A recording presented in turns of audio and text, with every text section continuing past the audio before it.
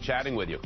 You know, we've been thinking about what types of questions to be asking you, how to approach this interview. A lot of people have asked you a lot. If you want me to suggest a few, I could. A lot of different questions. You've heard them all, that's for sure. You know, we're a business network, and one of the things you're asking taxpayers to do is to trust you to manage their money. And so the question I'd ask you this morning is, would you trust someone who has a felony? And I know that you were not prosecuted, but would you trust a felon to manage your money in a business context? Well, Aaron, I'm going to rephrase the question. I'm going to ask this question. Will the public permit me to be the overseer as an independent voice of the New York City budget and the New York City pension funds, given the record that I built as Attorney General and Governor over the last 10, 15 years, a 5-year hiatus recently, of course, where, frankly, with all due respect to the folks who appear on CNBC with regularity, I think I was one of the more prescient voices recognizing not only the structural issues on Wall Street, but also the coming economic debacle. When I was Attorney General in 2004, I was criticized by the National Review for having the temerity to suggest that we rein in subprime debt, because I said it is not only a civil rights issue, but it is going to metastasize into something that will be dangerous to our financial structure. Right. We were talking about leverage. We were talking about the debt ratios way back then. So I think when the public looks at the record I built in that capacity, they say, yes, indeed, he's one of the very few voices who was out there properly critiquing, analyzing, when everybody else was buying into the so-called new paradigm. Remember that phrase, the new paradigm? New paradigm turned out to be a very old paradigm. It's one that leads to debacle and loss of middle-class value. Elliot, but effectively, this is about trust. Sure it is. This conversation we're having is about trust. The vote is about trust. The opportunity for redemption is about trust. You were the chief law enforcement officer of the state, and you did something that was illegal. Well, you know, Aaron, look, I'm not going to quibble or get into the conversation about that. I've had that conversation many times and made it very clear I'm asking for forgiveness, redemption. I've acknowledged the sin. Unlike many folks, I stood up, acknowledged that I erred in my personal life. You're trying to characterize it differently. I'm not quibbling with it.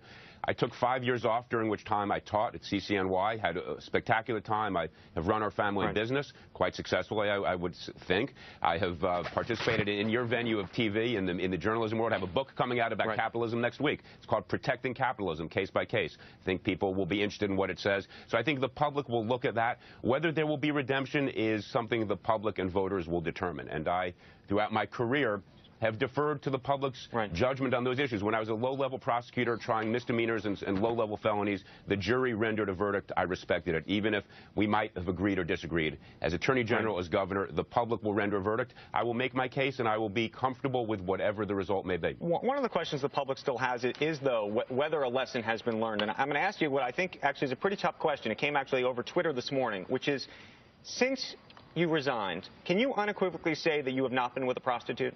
Yeah. Now, listen, first of all, yes, and here's the thing. I'm going to say that the questions about my private life at a certain point will have to focus and shift to a conversation about the substance of this office, which is what I think the public really does care about. Trust is the issue. I agree with you.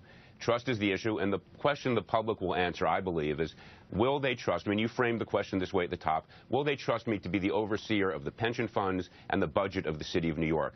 There have been very few independent voices in the past number of years about public finance, about budgeting, about capital markets, and I think when the public looks at what I have said and compares the historical record to what actually I was saying, they will say, you know what, this guy actually did not only understood it, but acted upon it in a way that was designed to remedy the flaws. But, Governor, now we're wondering, you know, controller is one thing, but you're already governor, so some people might ask, wow, you were governor of New York, which was, you know, obviously a great stepping stone to even higher office. Right. And now, do you just want to be controller, or you know, this is a comeback that could lead to much bigger things? You could be governor again someday. You could, who knows where you go. So that's why they're asking. It's not just overseeing the pension, and I, you know, like I said, hookers, infidelity. I read about it. We read about it all the time. I'm not interested in it anymore, and I don't want to sit in judgment of you on any of these things. But my question is, can you understand how someone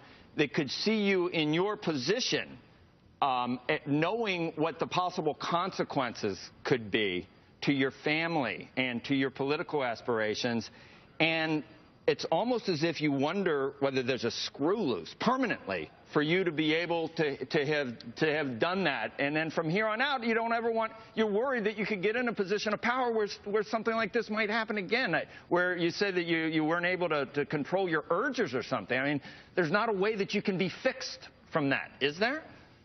I'm glad he ended with a question. I was about to play lawyer and say, Counselor, where's the question in this? But right. Look, I hear you, Joe, and I understand all those questions, and that's why I've been out in the street talking to voters. It's or trying to talk to voters. I don't know if you saw the picture at Union Square the other day. There seemed to be more media than I knew existed surrounding me, but trying to talk to voters and let them ask that question. I think we will get an answer on September 10, and then if I win the primary back in November, I think the answer will be yes. And I think, again, the totality of my career is what people will look at. And I think, to answer your question about stepping stone, this isn't a stepping stone. You know, I don't view offices as high or lower.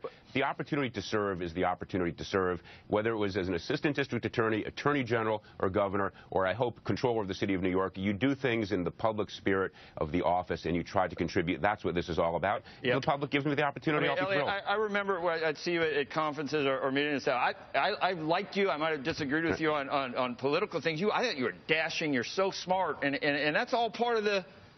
That's all part of the thing that I don't understand, whether it was absolute power corrupts absolutely, or narcissism, or I'm hoping not just sociopath. I mean, you know the difference, right, from right and wrong. That's my only point. Well, look, Joe, I'll return the favor. Even though we probably disagree on a bunch of things about capital markets and politics, we've always had a good time chatting, and that's the important thing. I mean, I'm not hurt like people that were close to you, but I felt like, God, I loved this guy, was great, and I just, it's almost like a Shakespearean thing. Well, look, I appreciate those kind words, and that's why I said yesterday on a program on MS, your affiliate station, hubris is terminal.